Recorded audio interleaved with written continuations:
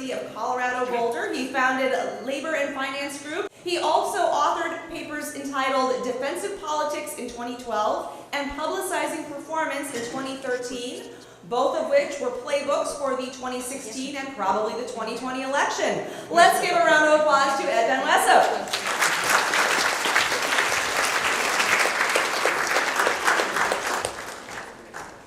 Thank you so much. Another round of applause for Jane and the 2,000-year-old economy. All right. Well, so thank you so much. It's great to be here again. I've been having trouble getting this sort of acts to be short enough, and I realize now I have a bunch of pun jokes. And I feel like you guys maybe have heard enough. Should I do only the pun jokes or no pun jokes? No pun jokes. Lots of pun jokes. All right.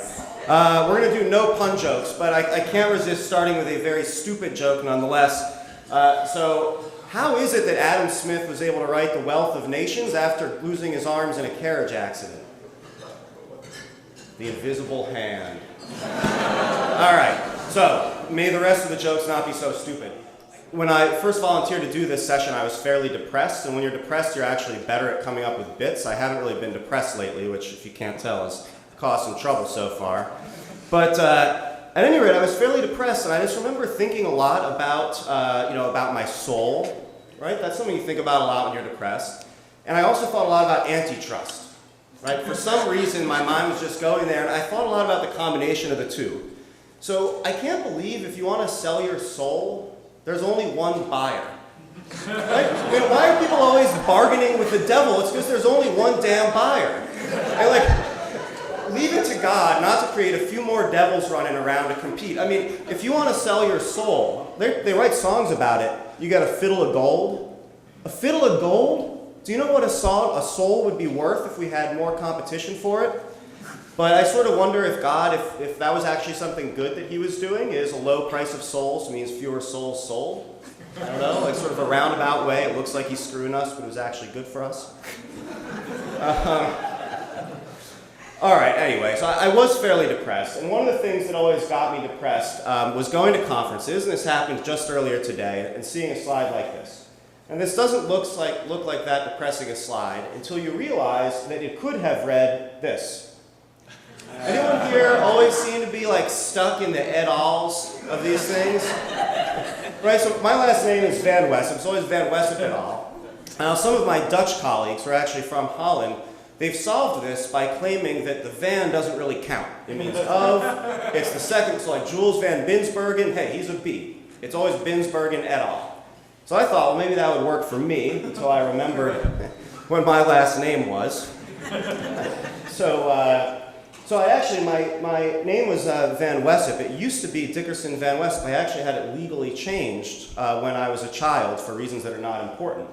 But it turns out they were fairly important. So having a name late in the alphabet is actually really bad if you're an economist. You're much less likely to get tenure at a top 5 econ department. You're much less likely to be a fellow of the Econometric Society. This is all true. This was Journal of Economic Perspectives. So I'm thinking, maybe I should change my name back, right?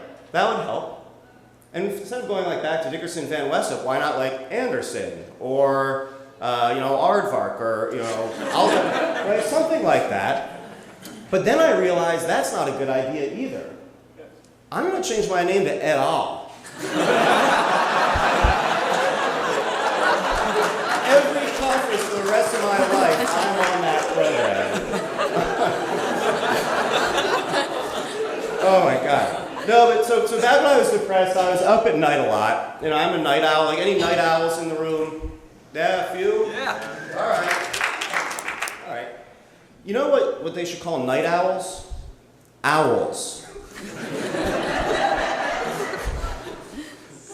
This is what you think up late at night when you've got nothing better to do. All right, so I've been dating a lot in Colorado. And I'm new to the scene. I haven't been dating for 10 years. They have all these apps now that you have to date with. And so, I go out on a lot of first dates.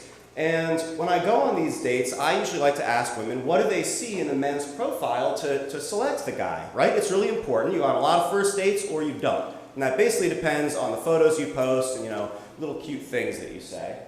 And one thing I've noticed is different in every state, but I've noticed it in Colorado. Women love men with photos of Jeeps. This is totally true. And Jeep going up a dirt road, that's best. But it's got to be a Jeep. Not a Toyota 4Runner, not a Honda CRV, but a Jeep.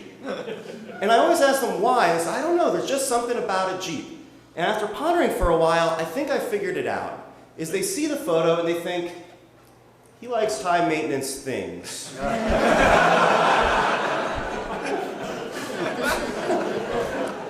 All right. Oh, this one's too much. I'm going to skip this joke. That's no good. No, it's too much for an econ humor session. That's for the late night show later. But at any rate, sometimes these things go past the first date. Not often, but every once in a while they do. And often on a third date, as is the rule, you sort of go back to your place or her place, and you Netflix and chill. Right? This is the standard thing that we do. So after a while of doing that and not being successful in the chilling part of that equation, I decided to think a little bit harder about what we watch on Netflix. Right? It probably shouldn't be Halloween or Nightmare on Elm Street. There are probably better choices. And one that I found that really works well is Jeopardy reruns. I've already established that I'm attractive by getting back to my place, right? But I still haven't established that I'm smart. And I never miss a question on a Jeopardy rerun.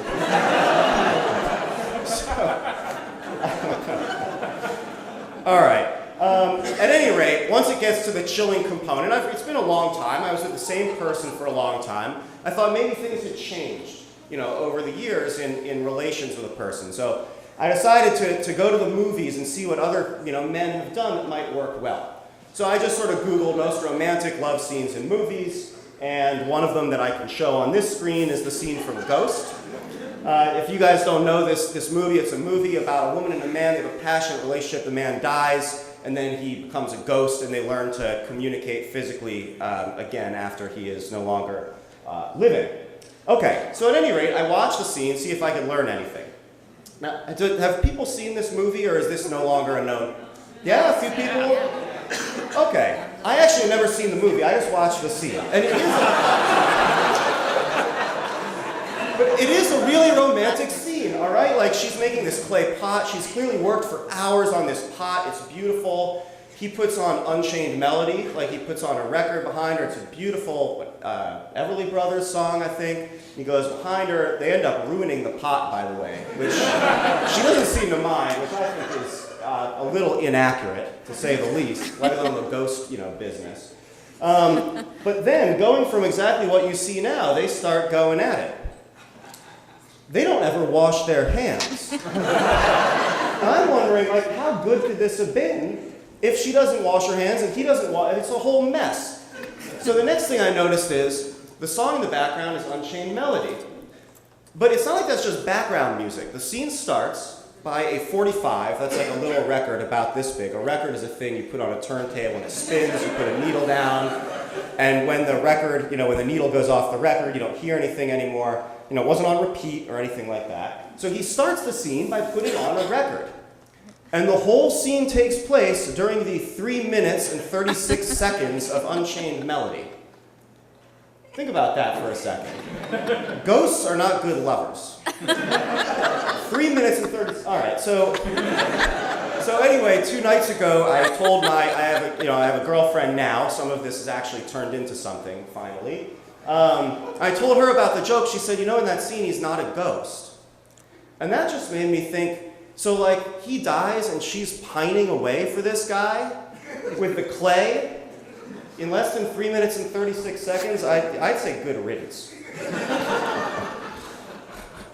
All right, I have some jokes about neo-Nazis.